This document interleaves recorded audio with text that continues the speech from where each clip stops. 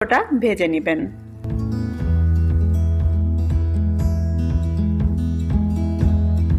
দেখলেন তো কত সহজেই তৈরি হয়ে গেল মজাদার তাল পিঠা বা তালের বড়া।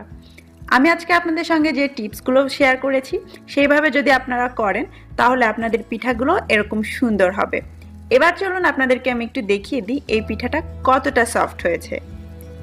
দেখুন কত সুন্দর সফট হয়েছে।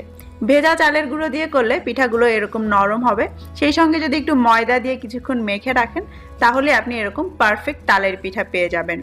আর যদি কোনো কারণে শুকনো গুঁড়ো দিয়ে করতে হয় তাহলে সেটা আধা চা চামচ বেকিং পাউডার দিয়ে কিছুক্ষণ মেখে রাখলেই হবে।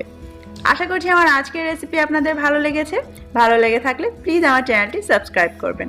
আজকের মতো বিদায় নিচ্ছি। আল্লাহ হাফেজ।